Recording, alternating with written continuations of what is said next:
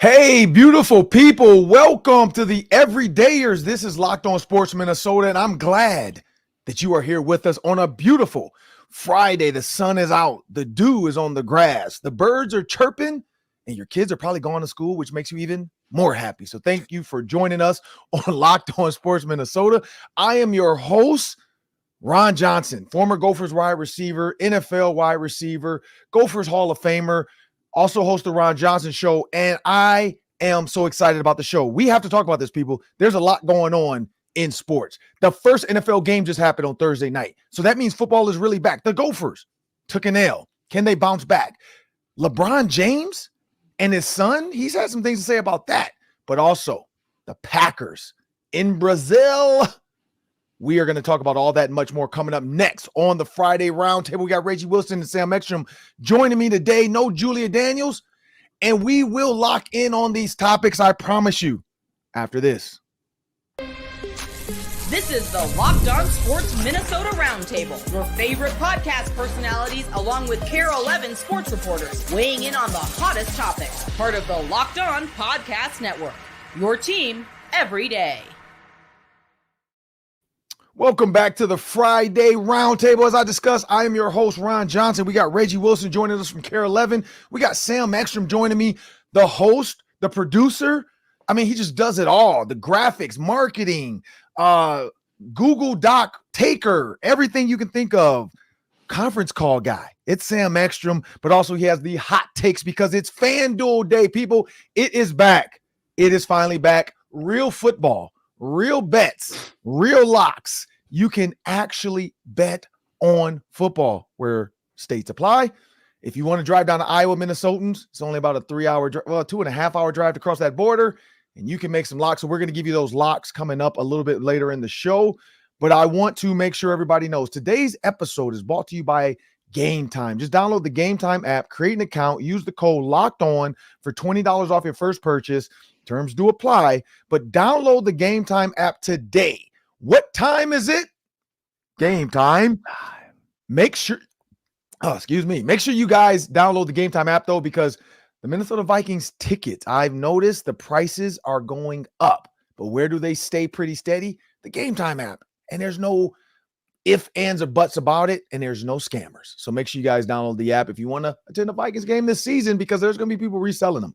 Well, Sam, as we jump into the show, Reggie, we got to get locked in on these topics, people. So what you got for us, Reggie? Bold Vikings predictions. The boldest of them. We got you covered. And we're talking NFC North with the Packers starting their season tonight. We'll get our first glimpse of them against the Eagles. Where are they going to sit relative to the Vikings in the division?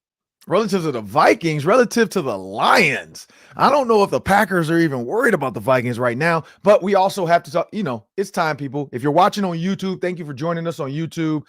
This is the Roll the Boat gear. I am always rowing the boat. You can see the oar behind me. We have to talk about the Gophers. The Gophers on the first opening game, there's some things I saw, some things I weren't happy with. But what can they do this week to change everybody's mind about what this season could look like and how many wins potentially they could get?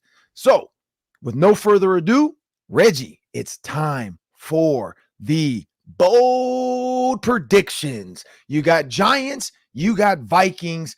Give me some bold predictions, Reggie. First of all, when that Fox Open hits on Sunday, it's going to hit like crack in the 80s, baby. Okay? Okay? I'm ready for it. Look, first start of the season for Sam Darnold. I asked him the other day, what does it mean to him to be a starter in the NFL again? And, Sam doesn't give you a whole lot, but he did say he's excited to be back in Jersey, and he's excited to lead the offense. And, he doesn't have TJ Hockenson. I know he likes to throw to his tight end, so it'll be, Josh Oliver, Johnny Munt stepping up. But my bold prediction, who's his best target is Justin Jefferson. NFL shared on X the other day, Justin Jefferson going crazy in the opener. against the Packers. We were unsure what we would see in Kevin O'Connell's offense because we didn't see anything in the preseason. Weren't sure what it was going to look like. They came out and just all out just beat up on the Packers like right away, early and often. And we saw Justin Jefferson go 9 catches, 184 yards, 2 touchdowns, and he just went off. That set the tone for the season. Sealed his greatness, right? All right, on Sunday, I'm going to say Sam Darnold with his new target, getting in trouble. You know, they talk about he gets the happy feet when the pressure's on, getting rushed by Kayvon Thibodeau and Brian Burns on the other side. I know it's going to be difficult for him. Deonte Banks has been talking big trash, you know, saying he feels like he matches up with Justin Jefferson well. I think, my bold prediction, Justin Jefferson, 10 catches, 200 yards, 2 touchdowns on Sunday against the Giants. 2 TDs. I like that optimism. That would be a sweet debut for the Vikings. I am a little more pessimistic about the quality of the game. I think this is one of those ugly ones. You've got Sam Darnold and Daniel Jones competing at quarterback. Odds are they're not both going to look great. Odds are one of them is going to struggle. And to be honest with you, I think, and this is a bold prediction segment, I think Daniel Jones gets booed in his own stadium at some point during the game. You know why? Because I don't believe the Giants will score an offensive touchdown in the second half. I think the Brian Flores defense, which has really not put a lot of anything on film this preseason, they've got a bunch of new personnel, a bunch of new ideas. I think that they're going to mystify Brian Daboll, Daniel Jones, and the Giants. I think it feels a bit like the Gophers, North Carolina's second half, where no one scored a touchdown. I think the Giants are touchdownless in the second half. I think Daniel Jones gets booed. I think Sam Darnold comes back to his old stadium and I don't think he looks amazing, doesn't look great, but picks up a gritty win with some second half scoring drives to give Minnesota the victory. And Daniel Jones looks like the lesser of the two former New York quarterbacks. Well, I am thinking about injuries. Naylor, ankle. Addison, ankle. Limited participants all week. So who has Sam Darnold been throwing the ball to? I kind of like where Reggie was going with that. Justin Jefferson. But here's another bold prediction. And this is only if this happens, because we'll get another update today on limited in practice or full participant or whatever about the ankles of Naylor and Addison. If there's some way, somehow, they can't go, I'm predicting a 100-yard game from Tristan Jackson. I think Tristan Jackson's gonna set the TV people on fire week 1. If he's in there, if he's getting the majority of the plays because Addison and Naylor are limited, I think Tristan Jackson goes for 100 because I don't know Tristan Jackson if I'm the Giants. I don't really care about Brandon Powell if I'm the Giants. I don't have to worry about TJ Hawkinson if I'm the Giants. Who do I have to worry about? That man that had a Netflix show, Justin Jefferson. What am I doing? I'm covering him with everything, everybody. Like, I am covering him with the fans if I can legally. I am not going to let Justin Jefferson go for 200 yards on me. I'm not going to let Justin Jefferson do what he did to the Buffalo Bills, another New York area. He went there and lit it up. I'm not letting him do it. So who's going to be open? Who does Sam Darnold need to throw it to? Tristan Jackson. I think Tristan Jackson can go for 100 yards if there's limited Addison and Naylor play. Tristan Jackson steps in, starts his first NFL start, goes for 100 million yards in my Dr. Evil. Sam, was that a fan that had a prediction or was that just a comment? I missed that blurb on the chat. That was Daniel in the chat saying that Sam Darnold needs to just kind of forget about, getting hammered with the New York Jets and, play a little more freely, which I think is valid. I mean, I think that he's probably got a lot of bad memories in that stadium, seeing ghosts, if you will. It's a haunted stadium for him, but this is his chance at a reset. Not a lot of quarterbacks get this opportunity to reset their careers after 4 years of struggling the way he did. So this is huge for him. And I think that in some way, guys, tell me if you agree, the fact that McCarthy's hurt, bad for the organization, good for Sam Darnold's psyche. He's not looking over his shoulder waiting to be replaced. I think that could actually help him play a lot more freely this season. I agree. And here's another bold prediction. Sam Darnold throws for 300 yards. He's going to throw for 300. I think that this is going to be Kevin O'Connell's swan song to say, give me a week. I'm good. We know that happened with Josh Dobbs. Give me a month. I'm better. That happened with Nick Mullins. Give me 6 months. I'm unbeatable. That's what we're going to see with Sam Darnold. We saw that with Kirk Cousins.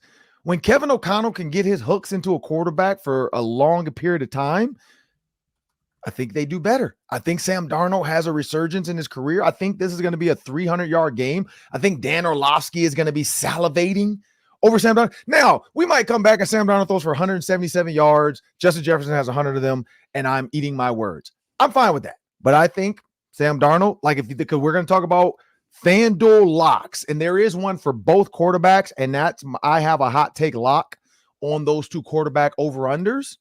So we'll do all that. We'll definitely talk about those locks. We'll give everybody time to make sure they're locked in. Make sure you download the FanDuel app so you can place those lock bets as well. And we'll do all that after a word from our sponsors. We're brought to you today by the Game Time app. Ron mentioned it in the open. It's a fantastic resource to get tickets to sports, concerts, comedy, and theater in your area.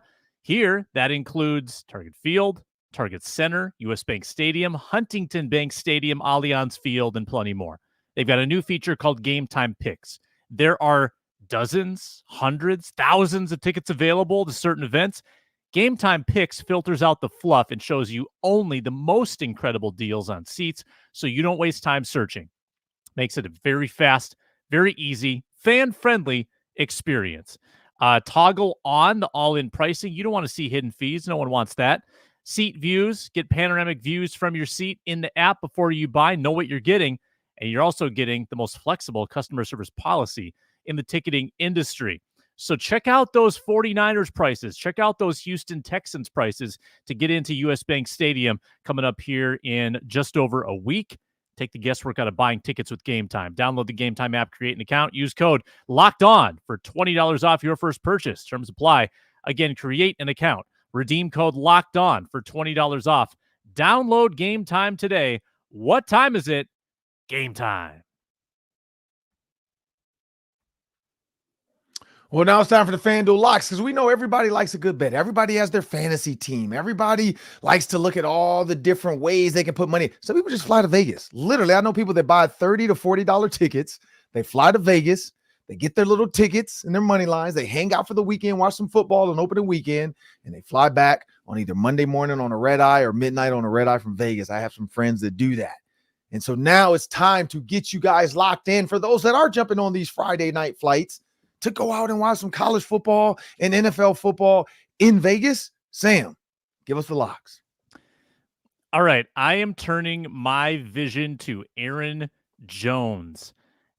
Aaron Jones is a baller. He was a baller in Green Bay. His bad seasons in Green Bay would have been a great season for the Vikings in the last 2 years. I mean, the Vikings running game has been so dismal, and Aaron Jones believes that he's the guy to rejuvenate it. Aaron Jones rushing yards in this game. If he goes off, you could make bank. Like, think about how many times Dalvin Cook early in the season would go for 100+ yards. I mean, he was fresh. Aaron Jones is fresh. Listen to these numbers. For him to simply get 60 yards or more, plus 105. So you get plus money. To get 70 yards, plus 165. Let's move on up the ladder. To get 100 yards, Aaron Jones, plus 550. Bet 100, get 550. To get 125 yards, plus 1,400. Bet 100, get 1,400. So if you just stack $10 on a number of the Aaron Jones rushing props, and he has a game, you can get paid in a big way. 60 yards is not a big threshold to meet, and that's kind of the bare minimum here. You could get a lot more than that. I'm going Aaron Jones 60+ yards, and I might put Aaron Jones 70, Aaron Jones 80, Aaron Jones 90, and get paid on all of them because I think Aaron Jones, if he gets 15 carries to 20 carries in this game, they all could pay. And then you've got a little walking around money for the rest of the NFL season. Okay. Reggie. So I got to stay true to my bold prediction. Plus 135, Justin Jefferson, anytime touchdown scorer. Book it, lock it in. Is there a 2-touchdown prop for Justin Jefferson? Because that would probably, to score 2 touchdowns. Jefferson is plus 1,000. I mean, Reggie, that's got to be yours. Bet 100, get 1,000. Give it to me, man. Give it to me. There we go. Yeah, you got Aaron Jones, Devin Singletary, Justin Jefferson, Malik Neighbors. Ty Chandler in there. Aaron Jones is Ty Chandler's in there. Aaron Jones is the favorite, though, to score 2 touchdowns. So, Sam, you're onto something with that one. Here's mine. I looked at the passing.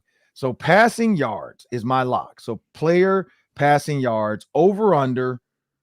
You got Daniel Jones over 212 or under 212. And you got Sam Darnold over 229 and under 220. I'm going Daniel Jones under, and I'm going Sam Darnold over. I would, if I were you, I would take that bet. Like, just why not? Like, have some fun, watch the game. But here's the thing. Brian Flores' defense is the reason why. We are going to see an unleashed Dallas Turner with Grenard, with Van Ginkel, with Cashman, with Ivan Pace, with Josh Metellus in the box, all healthy. That is the key. All healthy. This is going to be an opportunity for them. Now, we know Daniel Jones can run. We know Brian Flores has talked about the defensive line. By the way, I don't know if you guys saw Michael Pierce last night. He looked really big and really good. Kind of annoyed he never worked out for the Vikings. Yeah. Damn you, COVID. But when you think about what because he looked big. I mean, he looked huge in the middle. I mean, they talk about he's 3+. Bro looked like he was pushing 4. Like, he looked huge last night. But I think this defense with this interior line, the way Brian Flores now has his pieces to the puzzle, he has Gilmore, bump and run Gil, who he's going to be able to kind of say, let's see what you can. Not on Malik Neighbors. I don't know if I would. I don't know. And with 2 of you quick, and maybe this is the fans too. You guys tell me what you guys think, fans. Would you leave Gilmore one-on-one with Neighbors, Sam? After seeing what Justin Jefferson did to him against the Colts, like, yeah, you got to have safety help over the top. Now, here's the thing that encourages me, Ron. I did some digging on Daniel Jones. He doesn't throw deep.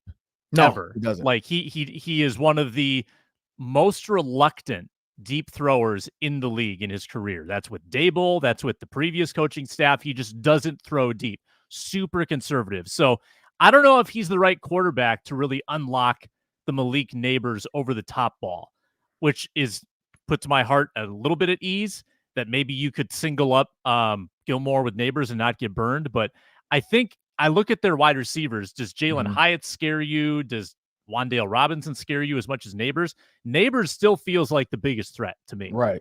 And Wan'Dale Robinson, if you remember him from the Big Ten, he's a Big Ten guy, so I followed him a lot. He's like a Brandon Powell with a little bit of juice to him. Like he does all the extra stuff. He does the slot stuff. He does the motion stuff. I don't know. I haven't looked to see if he's going to be the returner or not, because I know he returned kicks before. Well, they have him on here as returner, but they have him as a third returner. Their main returner is questionable. Then is Darius Slayton. Then is Wan'Dale Robinson. So we'll see who we get. So I'm guessing it'll be Robinson back there with Slayton, since their other returner is questionable, because like Sam pointed out on the Ron Johnson show, you get 2 returners back there now on kickoff. I didn't see much of the Ravens Chiefs kickoff stuff because I kind of was in and out of the game. So I didn't get a chance to see if special teams coaches are doing anything different than we saw in the preseason. But here's what I say. I would man him up on Darius Slayton. Like, I would put Gilmore on Darius Slayton, eliminate Slayton, and then give help to Byron Murphy Jr. with Neighbors. And you're right. He doesn't throw it deep. So you only need maybe one guy to kind of monitor that corner route and then monitor the potential go route. Because we did see that during training camp when they were scrimmaging the Cowboys and I think the Lions, I'm not sure, but you saw some deep balls. Maybe this is just, hey, you can throw it. We have a guy that can catch it. But you did see them try to attempt some deep balls. Daniel Jones just wasn't successful. But I personally, I don't know if I would man Gilmore up. So that's why I go with the over-under. I'm going to go under on Daniel Jones, over for Sam Darnold. That's our locks. Make sure you guys go on fanduel.com and book them. And also, when you go on FanDuel, people, there's a ton of stuff on here. There's passer, TDs, over, under. Do you guys know what the over, under is? I don't know if you looked at them, Sam or Reggie, without looking. Do you know what the over, under is for passing touchdowns for both quarterbacks? It's the same number. Yeah, I'm actually looking at it right now. It comes down to the price you're getting on it. Correct. And it looks like, Daniel Jones is less likely to go over based on the price. Darnold is a little better. Yeah. Mm-hmm. But yeah, so 1.5 touchdowns over under. So I think more likely to hit that based off what Kevin O'Connell does in the red zone versus what the Giants do in the red zone. I'm going Sam Darnold. Sam Darnold, because Kevin O'Connell, we've seen it even in the preseason. He has some red zone plays. And if you guys remember back to that Naylor play where he kind of ran to the back of the end zone, kind of didn't run a little hit, didn't hit him with the true hezzy, that's going to be Justin Jefferson on Sunday. So I think that play is there. We saw the Ravens execute it as well with the back end line. Toenails were just a little too long. And we'll talk about that before we get out of here, because I feel like there was a conspiracy with the back of the end zone. Like I've looked at pictures now after being pissed off last night. I looked at pictures of previous Chiefs end zones. I don't know if you guys did it and went to the rabbit hole that the rest of social media has gone into. But NFL script writers, you guys did a great job, because that end zone doesn't look like it looked last year, week 1. So there was something to that. I'm not going to say what I saw. I did tweet it. There's 2 different pictures.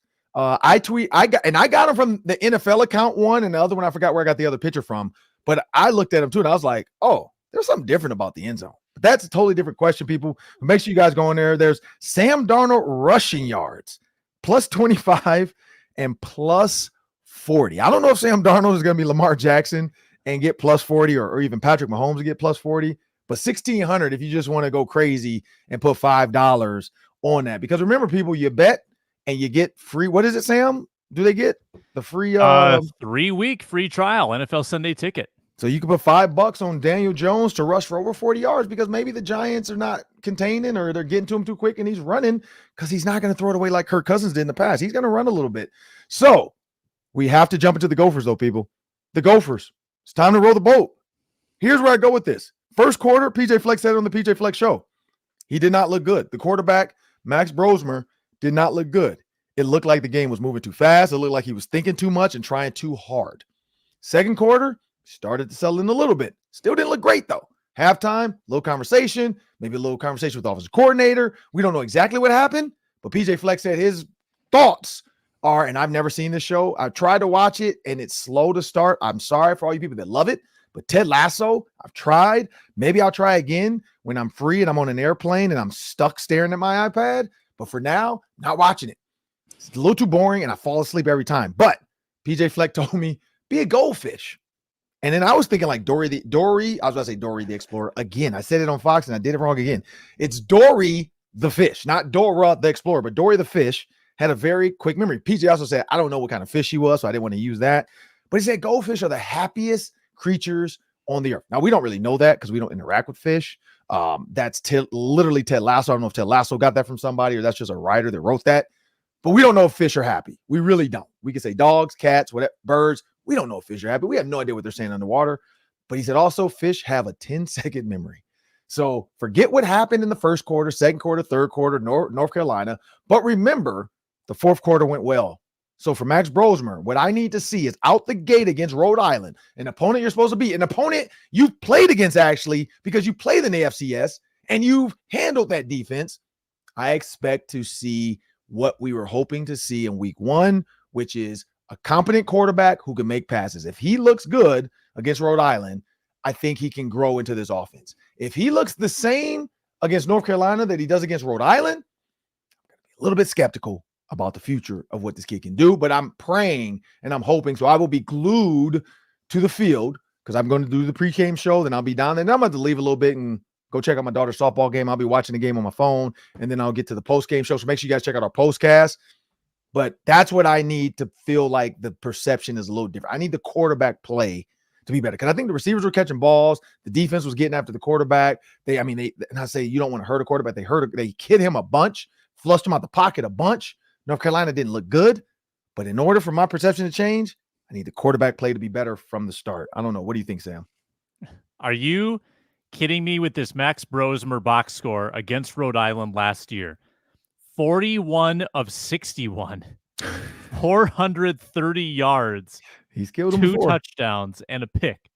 What? So yeah, he knows them. He's thrown 61 times against them. Yep. That's insane. He's going to run all the scouting meetings because he tore this defense up last year. For me, it's actually about the running game, and I've said this all week. The running game's got to be the running game. This is still the Gophers' bread and butter. This is still how you help Max Brosmer. You get him in the right situations. Darius Taylor seems like he's close. My money is on him not playing because it's Rhode Island. You're saving him maybe for Nevada, maybe for the Big Ten play. You might just hold him out throughout the non-conference. Yeah, for Iowa. Yeah. So then it's the Marcus Majors show. Thought the running game was spotty. In fact, I thought the offensive line didn't have its best showing. I didn't think they protected all that well. I didn't think they run blocked all that well. So they can do a lot better, and we know that. Ursary, Carroll, Cooper, these are legit Big Ten offensive linemen, veterans. They're older, they're bigger. They should be able to pave the way for the running game in this game. So let's build some confidence with the run game. The Gophers are going to need to lean on it and get Brosmer some confidence. So maybe against Iowa, he can throw it 61 times. I don't think he's going to throw it 61 times against Rhode Island again. I think they're going to try to get that run game going, have Brosmer making some confidence-building throws, out-of-play action, kind of the PJ Fleck playbook. And it's all about, Majors, maybe Taylor, run blocking. That's what I want to see. Reggie. So here's the thing. And my boy Ahmad kind of pointed this out earlier this week. I need PJ Fleck to not get in his head that 20 points is going to be enough to win a football game, because that's what he admitted earlier this week, that he thought it was going to take to win against North Carolina, and they didn't get there and they lost the game.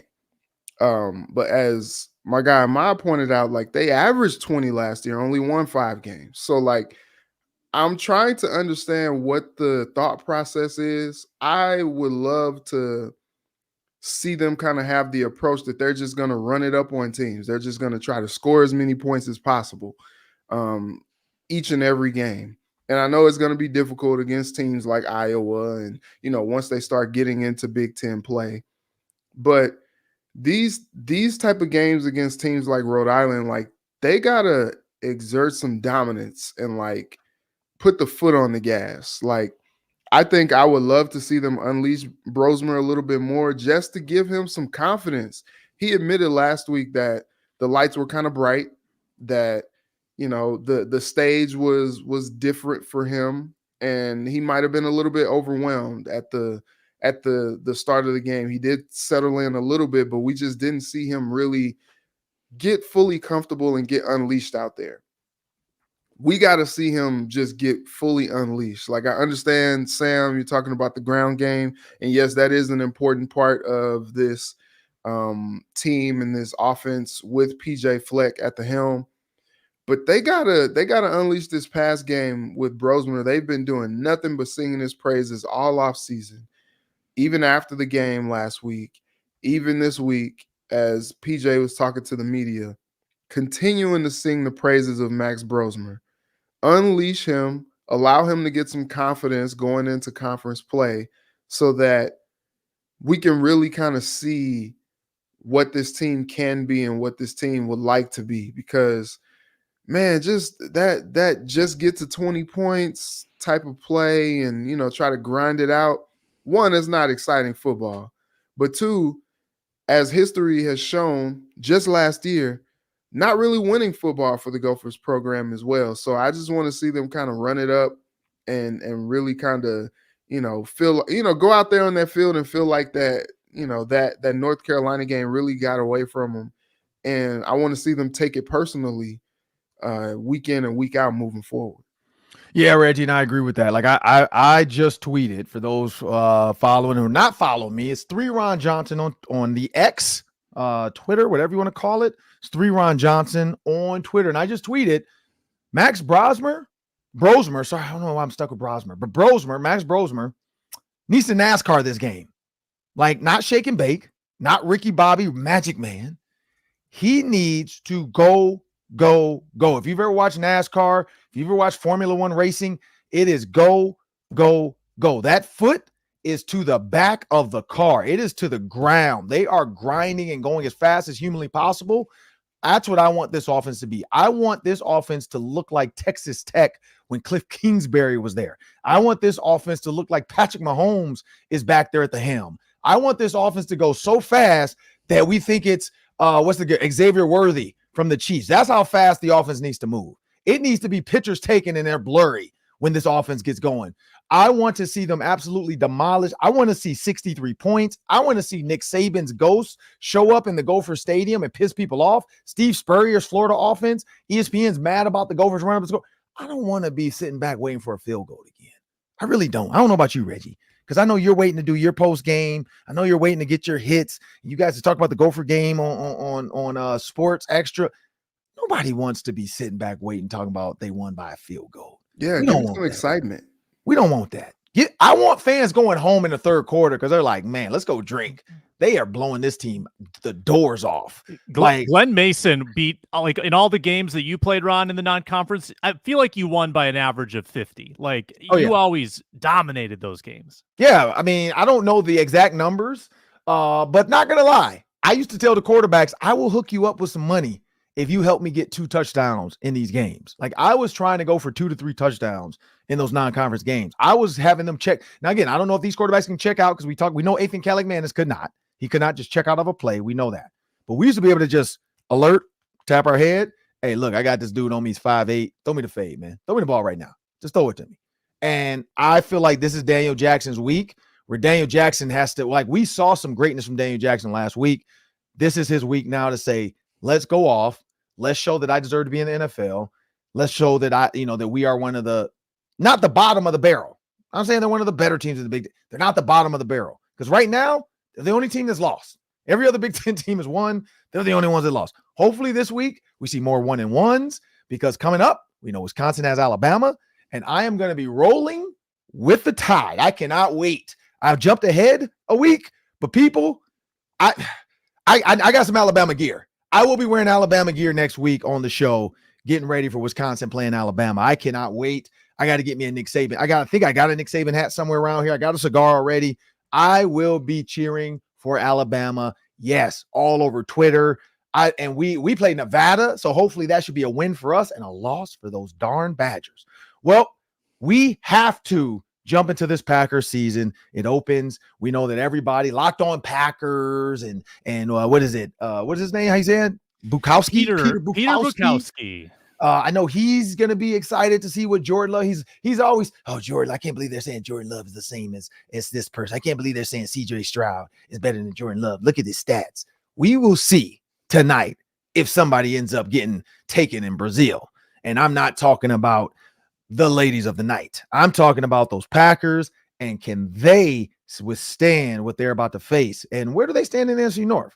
We're going to quick talk a little Chiefs Ravens. I've kind of hinted to it. We'll get that before we get out of here. But I want everybody to know today's episode is also partnered with SiriusXM. Just download the SXM app. People, I told you I've done it. It's simple. I wouldn't tell you to do something I haven't done. I've downloaded it. It's simple. The minute I downloaded, I put my email address in. It linked right to my Apple account. It asks me about my car because my name and my number matched an account in their system. You click the car because we have multiple cars with it. So I click the car, which is my car, because I don't want what my wife's listening to. I want my stuff on my phone. I click my car, and now they're linked. My account is linked. I'm able to get the shows on the phone. I'm also able to then get Locked On Sports Minnesota in my car with my phone. It's kind of cool. You can listen to the podcast on the go. You can also download it to your device, take it on the plane, put your headphones on on the gym, on the treadmill, on the Stairmaster, whatever you do. And you can hear us talk about Vikings, Wild, Wolves. You can also get the Twins hometown broadcast on there on the SXM app. Just make sure you download it. App Market, whatever one you use, Apple or Android, it works. Well, we'll be back after a short pause, and we have to talk about the Packers.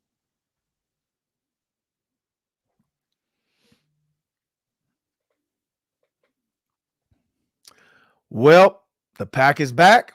Sam, take it away. Yeah, I think we got to talk about the NFC North, where the Packers stand, because to me, I think there's a range of outcomes here. I mean, I think that the NFC North is kind of wide open because you look at the Lions, they're the incumbent, right? They're the team to beat. But you've got the Bears thinking that they've got the next Patrick Mahomes and Caleb Williams. People are bullish on the Bears making a run. And then there's Green Bay. And Green Bay, I think, is the most unpredictable group because you had brilliance late in the season from Jordan Love. You had a remarkable playoff win, also a terrible playoff interception that lost them a game.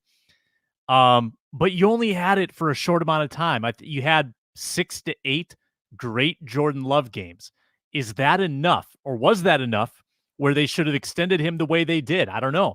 They're paying him a ton of money now. Some serious franchise quarterback top 10 money. Sometimes I get nervous. Like if I were following the Packers, I would be nervous about regression. I would be nervous about unpredictable performances from Jordan Love because he just hasn't shown it for a long period of time. As good as he was late in the season, there were a lot of games in the middle of that season where he was a bottom 10 quarterback. And I don't think you can just assume that he picks up where he left off. I don't think it works that way. Progress is not always linear. I think Green Bay could finish third in the division. I mean, I think the Bears could make a bid for second. Hey, maybe the Vikings could make a bid for that wild card spot, get a second place finish. I'm not as optimistic about that, but it could happen. I think the Packers are the most interesting team in the division, and we're going to learn a ton about them on the big stage on Peacock tonight. What do you guys think about that? Reggie. So here's my thing. I feel like the Eagles are one implosion away from just blowing up the team, getting a new coach, maybe hiring Bill Belichick next year or something like that. You know, there's smoke in the air about whether or not Jalen Hurts and Nick Sirianni are on the same page. And I'm interested to see how this season looks. They, got a new offensive coordinator with Kellen Moore. So I'm interested to see it. And I think tonight's going to be a pretty telling thing. They got Saquon Barkley back there to give, some of the pressure off of Jalen's shoulders. On the other side, though, I'm interested to see if Jordan Love, I've seen people just anointing him as the next best thing. Already people are like, oh man, the Packers have hit it out of the park. 3 straight quarterbacks. There we go.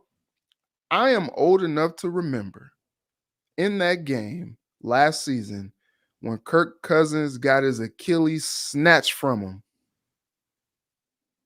Jordan Love looked the worst that we've seen. Terrible. Anybody at quarterback look. It looked really bad. And what was crazy was by the time they played again at the bank, what was it, a month later? Yep. He looked like the next coming of the next great quarterback. So I'm interested to see that because he put the Packers on some kind of run last year that it looked like they could have gone all the way with how they were playing, which is very crazy to think about for me, just because you don't know who their number one wide receiver is, and that was fodder in the off season. Who's their number one guy? Who's going to be catching passes from Jordan Love this year? They just kind of seem to go by committee. Is Christian Watson going to be healthy? Does he pick up where he left off, talking about Jordan Love? Or does he struggle a little bit? I think it remains to be seen. I think you like what you saw from Jordan Love coming down the stretch last year, but he just needs to put a little bit more on tape. Got this big contract deal now. He's the future there. I saw Peter Schrager yesterday on Good Morning Football say that this year's Super Bowl matchup is going to be the Packers against the Chiefs. That is some kind of confidence in how far Jordan Love can take them in only his second year as a full-time starter. That would be something, but I just don't know. I think it just remains to be seen. I like to think that Jordan Love is kind of, going up on this trajectory like this, but I think he's just got to put a little bit more on tape. Yeah, so here's where I go with this Packers game. One, I'm still confused at like how this international stuff's going to work for some of these places. If it's going to be safe and secure, what's the plans for the players? Like somebody said the players are on lockdown. Somebody's like they're not on lockdown. They just know better than to leave the room. Like you want to make it to the game. You be careful with your life. But the Eagles, Packers. Now, we know the Eagles aren't the Eagles of the past. They don't have Jason Kelce anymore, so that's going to be a big change. It's been, I don't even know how many years, 15 years or something like that, or 14 years of having Jason Kelce. I heard a coach, I think it was Belichick, said he used to game plan the Eagles based off Jason Kelce because he had to alert his tackles and his ends that Kelce was a guy that could reach the second level. He was a guy that can pull. He was a guy that led the charge on screen game. He was a guy that led the quarterback sneak. I don't know if does the tush push work without Jason Kelce? Like he's one of the best at it. His ability to get low, because we've seen many duplicate it and not have the same success that the Eagles had. It was so bad that the NFL tried to change the rule on the number of butts or hands that could touch the butt of the quarterback. Like they were trying to slow that down. So Jason Kelce being out is going to be a big difference for this Eagles team. But they still have Devonta Smith. They still have their receivers. They still have their weapons. But here's where I go with this with the Packers. And I think you both have said it. Jordan Love. It comes down to Jordan Love. If Jordan Love looks like the next Aaron Rodgers, looks like the next Brett Favre, because they haven't had many quarterbacks in the last, 20 some odd years, the Packers are going to be good. If Jordan Love regresses and he sits back and the Eagles defense is able to make him look confused, that's the blueprint. You're going to see more defensive coordinators use that. You're going to see more defensive coordinators try to get to him. Does he have Devontae Adams? No, but he has Romeo Doubs. He has some weapons, but he doesn't have a Devontae Adams like Aaron Rodgers had. That's always going to be the second factor for this Packers team. Do they have the additional weapons to be able to get loose like Jordy Ball? That's the pitcher for Nebraska. Jordy Nelson, the receiver. And can they move the ball? Now, where do they fall? Because I know that was a question, Sam. Where do they fall in line with the Vikings? I'm going Lions, Packers, Vikings, Bears. That's where I got to go. I think Jasmine Sullivan had a song, I'm not scared of lions and tigers and bears, but I'm scared of loving you. That is where I go. I go Lions, and then I go Bears at the bottom.